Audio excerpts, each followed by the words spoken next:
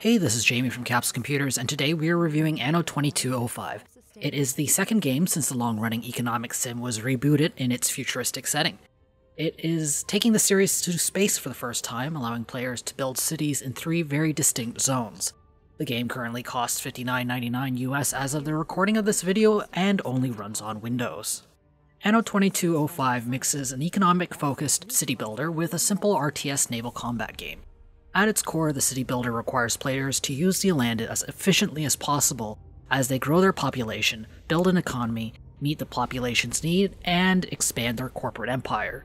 There are 3 distinct zones with 3 pre-generated maps each. Players will start off with one city in the starter temperate region, where they can build their city with very little constraints. Once they get their spaceport up and running, players will gain access to the Arctic and lunar regions. These 2 regions have building constraints that does make it a little tougher to make efficient city layouts. The new session system allows for all owned maps to affect the game all at once. One map is active at a time, but any changes made in the economy will eventually ripple out to the other maps. Players can happily bounce back and forth between maps, building on one, then moving to another when the balance needs to be made elsewhere. The session system definitely gives the game a sense of size and sprawl while still keeping the individual maps down to a pretty reasonable size. The economic balancing act is really entertaining. It's deep enough to be challenging without being so complex that most players won't have the patience to wrap their heads around it. Things aren't as rosy when it comes to Anno 2205's combat or its side mission. The combat is a really simple real-time strategy that gives players a small fleet of ships to fight against a large orbital watch navy. There are only a small handful of missions, which makes an already repetitive game mode more repetitive. It's hard to avoid these missions as they're the only sizable source of rare resources that are needed for upgrading factories. Side missions can give some more resources, but they often boil down to extremely boring and shallow quests that are more fitting of a Facebook game than a AAA title. Anno 2205's story really isn't that impressive. It serves more as a window dressing that gives the game a little context. The competing corporations are completely forgettable, and the Orbital Watch feel more like a half-baked antagonist created at the last minute. The writing is okay, though the lines written for the Orbital Watch are pretty awful.